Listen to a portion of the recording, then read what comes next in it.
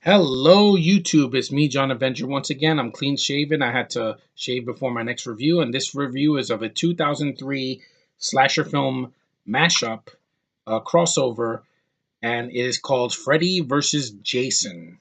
Yeah, this is the 2003 horror film that came out that year. It was a way people waited 10 years after Jason Goes to Hell, where there was a teaser at the end before the end credits where Jason's mask is in the ground, and then Freddy's glove comes to the ground, and he takes his mask into the dirt, and he laughs, and that was a sign that there was going to be a Freddy versus Jason, and we finally got it 10 years later in 2003. So, does it still hold up? Yeah, some of it does, and some of it doesn't. Now I'll get to that. So basically, this movie was in development hell for a long time. There were many writers and ideas of how to bring these two together. And by 2002, they got writers and they went on with it. And they directed. They got an Asian director, Ronnie Yu, who had done Bride of Chucky, and he did a bunch of other stuff in Asia. And he's a good director. He definitely has an eye for detail. Basically, the premise is that Freddy, everybody's forgotten about him. They're not scared of him anymore. They're not having nightmares about him anymore in Springwood, and also, he hates being forgotten. So basically, he wants to use Jason as a vessel to get him back into the real world, so that people could remember what he did in the Nightmare films. And they show basically a montage of the original Nightmare on Elm Street films, not the remake, just the original Nightmare 2, Nightmare 3, Nightmare 4, Nightmare 5, Freddy's Dead, and New Nightmare. Not the TV show either. And they show a lot of clips, good clips. He does a narration done by the great Robert Englund, who's always great in this role. It's his last time playing Freddy, which is great enough, is good enough to me. It's a kind of a tribute to the years that he gave as Freddy in movie wise, because he did wear the makeup again at a horror convention, but that's another story.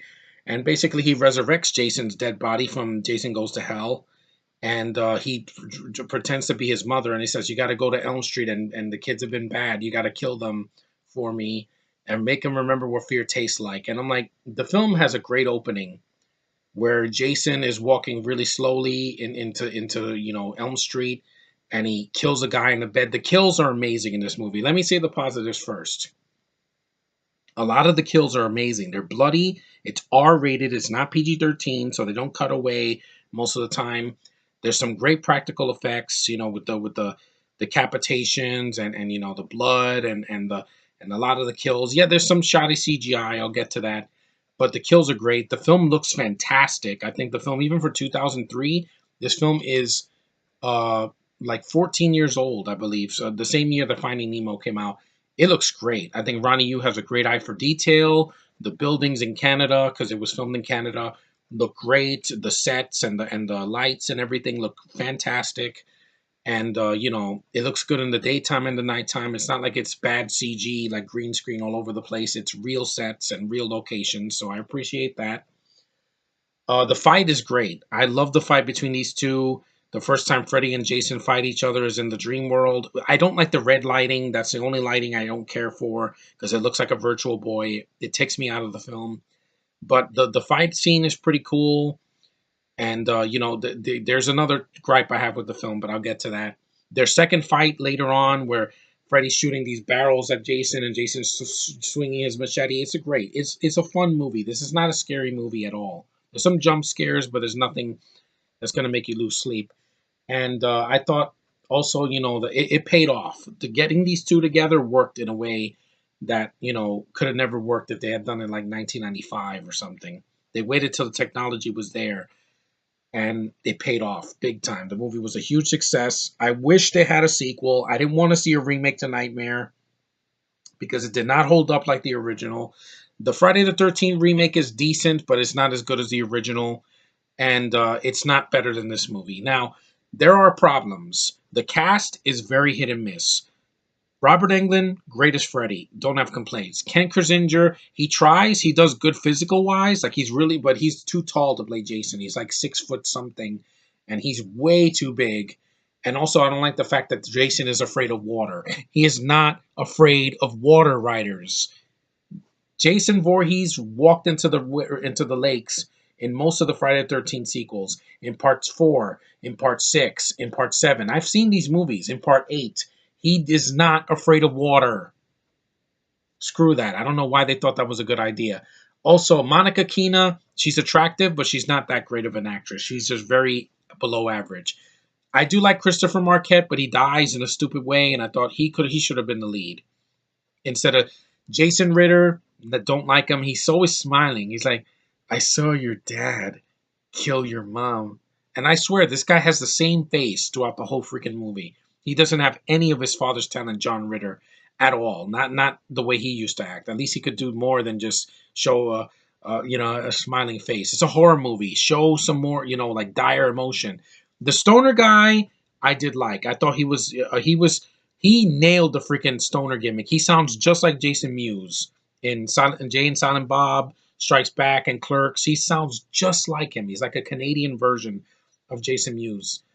I think his name is Friedberg. Yeah, great character. I think he could have stole it. He steals a film when Freddy and Jason are not on screen because he sounds natural. He's funny. There's a scene that he's like that Goldie was pissed. That was funny. There's some a sense of humor in the movie which I do like. Kelly Rowland, I think she's a beautiful singer on Destiny's Child, but she's not an actress. There's a reason why she barely acted after this. I prefer Beyonce. Um, I already mentioned Ritter. The skinny guy that was in Rampage, I think he's decent, but he gets killed off so quickly you forget that he's even in the movie. He's really short, and they show there's a lot of references to the original Nightmare films and the Friday the 13th films. Like there's this mental hospital, just like in Nightmare 3, and they take a drug called Hypnocell, which is basically the drug in the third movie that Nancy was taking so she could suppress her dreams and Freddy would never get in her dreams again. And that's interesting. I'm like, oh, cool. They had references to the third movie, which is a good sequel and one considered the best of the Nightmare sequels. And yeah, I like that idea that there's a drug, that can suppress your dreams. Believe me, if that existed, I would have taken it when I was like 18, so I would never have to have nightmares again because it sucks to not be able to sleep. The film has gore in it. There's some practical gore, but there's some kills that look very CG-ish. Like there's a scene where Jason swipes a guy in half, and half of his body looks like CG, so it looks very shoddy. Some of the CG with Freddy when not there's a scene that his shadow is attacking a guy and he's not strong enough to kill. That looks a little bit shoddy. It looks kind of video game-ish. But the film does have tension in some scenes. There's a goat, and then Freddy's laugh. Robert Englund steals the show in the movie. Besides Freeberg, he every time he's on screen, I did not want him to leave because I'm like, he has all this energy. He still has a great laugh. He still has a great voice. He doesn't kill as many people in this movie. Jason is the real killer in this movie. When he crushes that guy in bed, he's like stabbing him like this, and then he crushes him. That was freaking awesome. The scene where this guy's talking and he's drinking a flask and his head comes off, great practical effect. Then Jason just swipes him and there's a splatter of blood. I mean, this movie is bloody as all hell. Uh, there's the rave scene where Jason is just cleaning house. I love this scene. It's freaking awesome.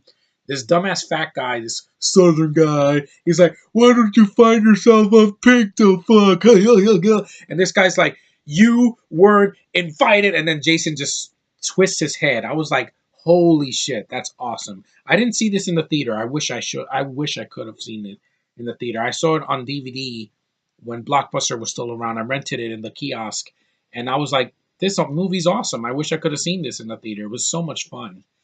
And then in the rave scene, the fat guy is a dumbass. He throws the beer on him, the Everclear. He lights him on fire, and then there's this cool image of Jason just grabbing his machete, and it's on fire. It looks like a flaming sword. It looks freaking awesome. And he's just going through the cornfield, and then he throws the freaking machete, and it goes right through the fat guy. I was like, wow, awesome. And then when he's just slashing people, some shoddy CG, but then there's also some practical effects. There's like a gas tank that shoots him and he gets off fire and he's just, he's a menace in this movie. Jason is the man in this movie. He's freaking awesome. I was pulling for him the whole time because there's a dream sequence that they have where Freddy was the one that drowned Jason in the water in Crystal Lake when he was a kid. And there's it doesn't mean that he's afraid of water though. And There is some boobs in the movie in the beginning, when Jason is back from the dead and he's walking through the woods and there's like this smoke. It looks really good. It doesn't look dark like Underworld Blood Wars, where I don't know what the fuck was going on. I'm seeing, guess what? Horror directors, we want to see the kills. We want to see the gore and the tits. We want to see the actors on screen. We don't want to see this. We don't want to see that. We want to see the whole shebang. You see the girl's boobs, she's jumping in the lake, and then she gets killed, and Jason and her face is changed to these different things. That's when Jason sees his mother. Freddy's pretending to be her, and then he goes on a killing rampage, and it's awesome. I was cheering because of the dream sequence where Freddy was drowning Jason. I sympathize with Jason, even though he's a killer. He just takes Freddy to town. I wish he had more kills. I wish he had more fight. Punches against Freddy, because basically, since it's the house that Freddy built, he gets most of the in the fight. He gets most of the Jason. He stabs him in the eye. He hits him. He's like trying to slash his face. But then there's scenes that Jason fights back. He throws him through the freaking glass. There's a scene that he chops Freddy's arm off. It's freaking awesome. The end where Monica Keena, before she slices Freddy's head off, Jason uses his own Freddy's own glove and he spears him right through the chest. I know great detail about this movie because I've seen it twice. Awesome freaking kill. It's like right through the chest, and Jason wins the fight. It's a clear victory. I know there's a wink at the end where he's carrying his head and Freddy's like this, and then he looks at the camera, he's like, and he winks, and I like them that they put the mix of the Friday 13th music and the Nightmare on Elm Street. It starts with dun dun dun dun, kill kill kill. Awesome. It's a mix of both, and it worked. It's just like the Avengers. This was an event movie, especially for horror fans. I enjoy this movie. I had it on DVD, but my brother stole it from me, so I have to get it again. But it's a fun slasher film. Despite some of the weak cast, the score is not as memorable except for the original Elm Street and Friday 13th. I wish Kane Hodder was Jason instead of Ken Kersinger, because he was Jason. Like, once he played Jason in 1987, I believe, or 88, when he played Jason in Friday 13th Part 7, he should have been Jason until like the remake, and then they could have recast it. But the fact that Kersinger had to take his place, and I know, Sean, don't tell me in the comments. I know Kersinger was chosen because he was in Part 8 as a bartender and he gets thrown by Kane Hodder. So they brought him back for that. I get it.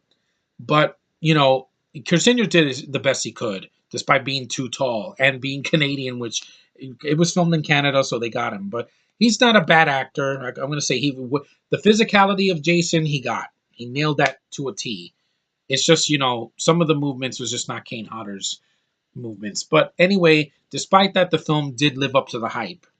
It was a fun horror film. It's not scary. There's some shoddy CG. There's also a Freddy worm or something that the stoner sees in one scene, and he goes inside of him. There's a scene where he puts adrenaline to Jason's neck. It's awesome. Like, I'm like, wow, an Asian guy directed this. That's why I'm drawn to it, because Asian directors, not agent, they have a great eye for detail and they know how to entertain an audience for the most part. And I could say this is better than the Elm Street remake. I haven't seen it, but I've seen clips. It does not draw me in. I don't like Jackie Earle Haley's southern accent and that horrible looking makeup. At least it has Freddy Krueger, played by Robert Englund. He is Freddy. You're not going to replace him with anybody else. I'm sorry. He is Freddy. Great kills, great looking movie, great sets, great gore, decent kills, a hit or miss cast, which is not the greatest, but it's a lot better than some of the Elm Street sequels and Friday the 13th sequels. And I'd rather see this than any horror movie that's coming out this year, the rest of this year, like Jigsaw and Leatherface and whatever. No. Rehash, don't care about it. This was a crossover, and it worked. And I know a lot of my friends like this movie. It's definitely, I would say, underrated because critics didn't like it. They were very mixed on it. But fans thoroughly enjoy it, and I enjoyed too. So Freddy vs. Jason, I really enjoyed this movie. I know I wasn't supposed to see this when it first came out. I was 18, so I barely became an adult. But I like the film, and I want to revisit it sometime because it is what it is. It's a fun horror movie. It's perfect for Halloween. If you haven't seen it, see it. Avoid some of the horror films from this year. Not Get Out or or It. I know those are good, but I'm saying like some of the crappy rehashed ones, like Underworld 5, Resident Evil Final Chapter, The Mummy. I'm counting that. That is part horror. I hated that movie. That movie is one of the worst of the year. This is way better. This movie, Freddy vs. Jason. At least it has gore and it doesn't pussify the violence. It just goes for it, and it. I appreciate that. So thank you, Ronnie, you for that. I enjoy some of your work. So thanks for watching. Take care, and I will see you guys in the next horror review.